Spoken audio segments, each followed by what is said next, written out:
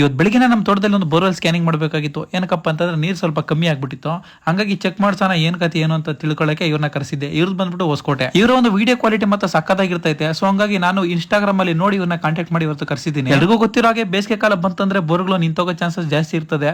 So ಹಂಗಾಗಿ ನಿಮ್ಮ ತೋಟದಲ್ಲಿ ಏನಾದ್ರು ಬೋರ್ವೆಲ್ ಸ್ಕ್ಯಾನಿಂಗ್ ಮಾಡಿಸ್ಬೇಕು ಅಂತಂದ್ರೆ ಇವ್ರನ್ನ ಕಾಂಟ್ಯಾಕ್ಟ್ ಮಾಡಬಹುದು. ಖಂಡಿತವಾಗೂ ಕ್ಲೀನ್ ಆಗಿ ಪಿನ್ ಏನೇನ್ ಆಗ್ತಿದೆ ಏನು ಅಂತ ಕ್ಲೀನ್ ಆಗಿ ತಿಳಿಸ್ಕೊಡ್ತಾರೆ. ಜೊತೆಗೆ ರೆಕಾರ್ಡಿಂಗ್ಸ್ ಕೂಡ ನಿಮ್ಮ ಮೊಬೈಲ್ಗೆ ಕಳಿಸ್ಬಿಟ್ಟು ಹೋಗ್ತಾರೆ.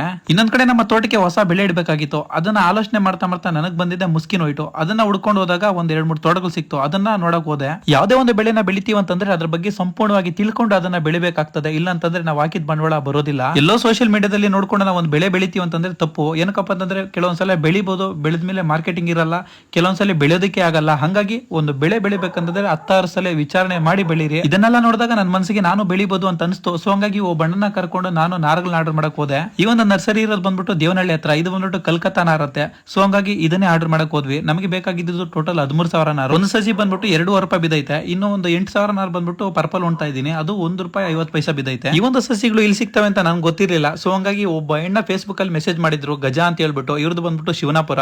ಇವರೇನೆ ನನ್ ಕರ್ಕೊಂಡೋಗಿ ಗಿಡ ಕೊಡಿಸಿದ್ದು. ಅದಲ್ಲದೆ ಇವರ ತೋಟ ಕರ್ಕೊಂಡು ಹೋಗ್ಬಿಟ್ಟು ಯಾವ ತರ ಮಾಡೋದು ಏನು ಎತ್ತ ಅಂತ ಎಲ್ಲ ಕ್ಲೀನ್ ಆಗಿ ಅದ್ರ ಬಗ್ಗೆ ಹೇಳ್ಕೊಟ್ರು. ಒಂದ್ ಸೆಕೆಂಡ್ ಥ್ಯಾಂಕ್ಸ್ ಹೇಳಕ್ ಇಷ್ಟಪಡ್ತೀನಿ ಅವ್ರಿಗೆ. ಕೊನೆದಾಗಿ ನಮ್ಮ ರೈತರಿಗೆ ಏನಪ್ಪ ಹೇಳಕ್ ಇಷ್ಟಪಡ್ತೀನಿ ಅಂತಂದ್ರೆ, ಏನೇ ಒಂದು ಬೆಳೆ ಬೆಳೀರಿ ಅದ್ರ ಬಗ್ಗೆ ತಿಳ್ಕೊಂಡು ಮಾರ್ಕೆಟಿಂಗ್ ಏನು, ಬೆಲೆ ಏನು, ರೋಗಗಳೇನು ಎಲ್ಲ ತಿಳ್ಕೊಂಡು ಬೆಳೀರಿ.